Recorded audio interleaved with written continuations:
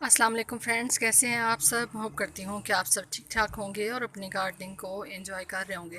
Friends, आज की जो वीडियो है उसके अंदर मैं आप लोगों के साथ हम किस तरीके से जामुन जो है जिसको प्लम भी कहते हैं उसको हम किस तरीके से अपने गार्डन के अंदर सीड से ग्रो कर सकते हैं। तो आज की जो वीडियो है वो इस हवाले से है। जामुन जो है वो आप अगर समझें तो बहुत ज़्यादा फ़ायदेमंद प्लांट है और ये दरख्त बन जाता है और इसके ऊपर जो है वो फ्रूटिंग होती है। लेकिन ये है कि जामुन उन प्लांट्स में से है, आम तौर पे जैसे हम ऑनलाइन मुख्तलिफ प्लांट्स फ्रूटिंग प्लांट्स के हवाले से जब बात करते हैं तो हमें बताया जाता है कि ये प्लांट ग्राफ्टेड होगा तो तब जो है वो इसके ऊपर फ्लावरिंग होगी। अदरवाइज़ अगर आप सीड से मैंगो भी लगाते हैं तो मैंने बचपन में सुना है और अब भी काफ़ी सारे लोग ये कहते हैं कि उसको कम से कम 10 से 12 साल लग जाते हैं अगर आप सीड से ग्रो करते हैं जो मैंगो की कुछ वैरायटीज़ हैं। तो अक्सर लोग जो है वो ऑनलाइन यही चीज़ कहते हैं कि हमें ग्राफ्टेड प्लांट्स मिल जाएं ताकि हम जो है वो उसकी जल्दी से फ्रूटिंग जो है वो देख सकें।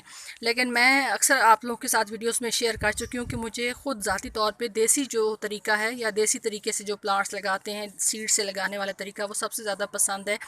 ग्राफ्टेड मुझे थोड़ा सा आर्टिफिशियल तरीका लगता है कि आप एक प्लांट को सीड से जब ग्रो करते हैं तो वो आपके एटमॉस्फेयर के हिसाब से अपने आप को एडजस्ट करते हुए ग्रो करता है। तो फिर ये है कि उसके ऊपर पेस्ट का भी बीमारियों का भी कम अटैक होता है और वो एक आपके लिए खुशी की चीज़ ये होती है कि जैसे आप ज़ीरो से स्टार्ट करते हैं और आप एक चीज़ पे कामयाब जब होते हैं तो फिर वो एक दिल को जो खुशी और तसल्ली मिलती है उसका कोई नेमल बदल नहीं है। तो ये मैंने अपना जो एक प्लांट है ये तकरीबन 1 साल से ज़्यादा इसकी एज है। यहाँ से आप इसका ट्रंक देख लें, ये थोड़ा सा अब सेमी हार्ड जो वुड है उसकी तरफ जा रहा है। यहाँ से ऊपर से अभी जो है ये सॉफ्ट वुड कटिंग यहाँ पे इसकी है, लेकिन ये है कि थोड़ा सा यहाँ से ये येलो तो नहीं कह सकते, ब्राउन होना शुरू हो गया है। तो ये तकरीबन इसकी 1 साल एज है और जामुन को अगर आप सीड से लगाते हैं तो ये 4 से 5 साल ले लेता है। 5 साल के बाद इसके ऊपर जो है वो फ्रूटिंग जो है वो स्टार्ट हो जाती है। तो आज की जो वीडियो है, क्योंकि अभी जुलाई चल रहा है तो जुलाई जो है वो ऐसा सीज़न है कि जब भरमार होती है आपके यहाँ बाज़ार में जामुन के जो फ्रूट है वो आया हुआ होता है। तो हम लोग भी फ्रूट लेके आए थे। मुझे ज़ाती तौर पे पसंद है, बाकी मेरे घर में कोई नहीं खाता जामुन, लेकिन ये है कि मुझे पसंद है तो मैं सिर्फ अपने लिए लेके आई थी। और आप यकीन करें 400 का किलो जो है वो दे रहे थे। तो अगर आप इस तरह की चीज़ अपने गार्डन के अंदर लगाते हैं तो एक ये कि आपके मुफ्त के प्लांट बन जाते हैं। यानी आप सीड आगे पीछे फेंकते हैं, वेस्ट बनाते हैं, तो उससे बेहतर नहीं है कि आप उसको वेस्ट से हटा के और उसको आप लगा दें, ग्रो कर दें। बीज से जब वो बनेगा बड़ा पौधा, अगर आपके पास ज़मीन नहीं है तो आप अपने किसी करीबी पार्क में लगा सकते हैं। आपका लगाया हुआ पौधा जब फ्लावरिंग करेगा या उसके साए में कोई बैठेगा तो उसका सदका जारिया जो है वो एक तरह से आपको मिलता रहेगा। तो यहाँ पे मैंने जो है वो इसकी गुठलियाँ रख दी हैं और आप चाहें तो इसको धो भी सकते हैं, लेकिन ये है कि धोने की ख़ास ज़रूरत भी नहीं है, वैसे भी ये इस लिहाज से ठीक ही हैं। अच्छा, अब मैंने जो है वो ये ग्रो बैग्स जो मैंने आप लोगों के साथ बनाने शेयर किए थे अभी तक तो अल्हम्दुलिल्लाह ये चल रहे हैं। तो अब मैं इनके अंदर लगाऊंगी क्योंकि मैंने इसको यहाँ से हटाना नहीं है। पानी जो है वो यहाँ पे यहाँ से मैं आपको दिखाती हूँ, ये देखें, यहाँ से डायरेक्ट जब बारिश होगी तो इसके ऊपर पड़ेगी तो फिर नमी जो है वो इसको मिलती रहेगी। वैसे लगाने के बाद मैं इसको पानी भी दे दूँगी। ख़ास तौर पे जो डायबिटिक्स पेशेंट होते हैं उनके लिए ख़ास तौर पे जामुन बहुत ज़्यादा फ़ायदेमंद है, आपके स्टमक के लिए बहुत ज़्यादा फ़ायदेमंद है। हम अलूल जलूल चीज़ें अपने बच्चों को खिलाते रहते हैं, तो इस तरह की चीज़ जब हम अपने बच्चों को खिलाएं ख़ास तौर पे तो ये इसकी हेल्थ के बेनिफिट्स भी काफ़ी सारे होते हैं। इसके पत्तों को भी काफ़ी सारे हेल्थ बेनिफिट्स होते हैं, आप चाहें तो गूगल पर सर्च भी कर सकते हैं। तो इसलिए एक तो मेरा फेवरेट है। आम तौर पर लोग आम या बाकी जो फ्रूट्स हैं उनको पसंद करते हैं, लेकिन मुझे बेसिकली जामुन जो है वो बाकी तमाम फ्रूट्स के मुकाबले में ज़्यादा पसंद है। तो इसको ग्रो किस तरह से करना है, ये मेरे प्रीवियस इसके अंदर प्लांट्स लगे हुए थे ज़ीनिया के, तो वो अब जब मैं बीमार हुई तो उसके बाद ये ख़त्म हो गए, तो उनको मैंने निकाल के यहाँ पे साइड पे रख दिया। इसको अब मैं बाहर फेंक दूँगी क्योंकि इसके अंदर कुछ खास भी है। तो उसको मैं अगर जो है वो करती हूँ कंपोस्ट के अंदर ऐड करती हूँ तो फिर ये है कि उसके अंदर अगर उसके सीड हुए तो फिर मेरी कंपोस्ट में जगह जगह जो है वो घास भी उगी हुई होगी। तो इसको जो है वो मैं फेंक दूँगी और अब जो है वो इसी सॉइल के अंदर, सैंडी सॉइल हो तो ज़्यादा बेहतर है ताकि आपका सीड जो है वो उसको नमी भी मिलती रहे, लेकिन ये है कि ओवर वाटरिंग भी ना हो।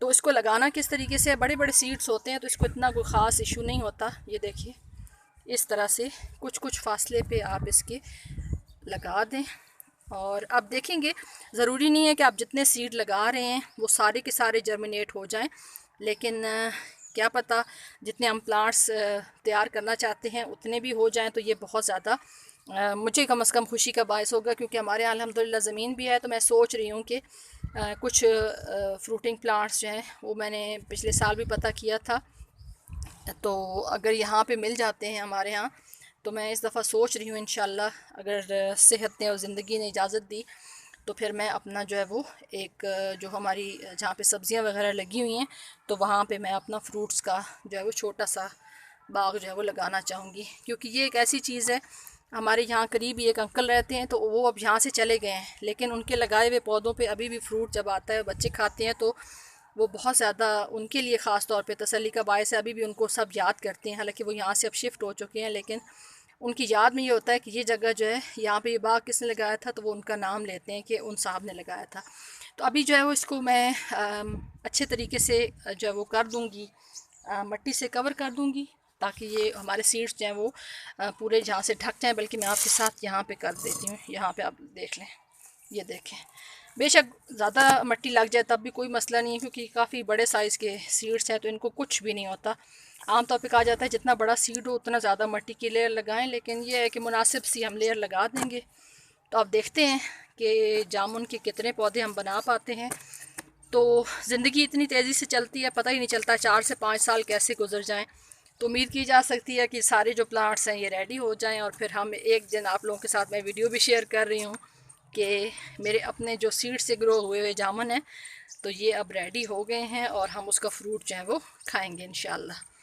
तो इस तरीके से ये देखिए, ये मैंने इनको कर दिया है। अब जो है वो मैं इसको पानी एक दफ़ा भर के दे दूँगी, ताकि सारी सॉइल जो है वो अच्छे से नम हो जाए। और अभी जो है वो बरसात का मौसम चल रहा है, तो टाइम टाइम से बारिशें भी होती रहती हैं, तो इसको नमी वगैरह मिलती रहेगी। और रखना इसको किस जगह पे है, फुल सन में रखने कोई मसला नहीं है। ये बहुत हार्डी सीड्स होते हैं, इनको कुछ भी नहीं होता, और प्लांट्स भी काफ़ी हार्डी होते हैं। तो आप भी अगर लेके आएँ जामुन, तो उनकी जो गुठलियाँ उनको फेंकने के बजाय उनको इस तरह से ग्रो कर दें, और आपके इंशाल्लाह 5 साल के अंदर अंदर इसके ऊपर फ्रूटिंग स्टार्ट हो जाती है। तो इतना कोई लंबा टाइम पीरियड है नहीं कि आप इसको जो है वो लगाते हुए हेजिटेट हों कि पता नहीं हम इसका फ्रूट खा सकेंगे या नहीं खा सकेंगे। थोड़े बड़े साइज़ की जिस तरह के थर्माकोल के बॉक्सेस होते हैं या ड्रम होते हैं, अगर आपके पास टेरेस है तो आप उसके अंदर भी लगा सकते हैं। कोई बहाना नहीं चलेगा, जामुन लाएं, उनकी गुठलियों को लगाएं और ढेर सारे जामुन के प्लांट्स लगाएं। अगर आपके पास जगह नहीं है, किसी करीबी पार्क में लगा दें।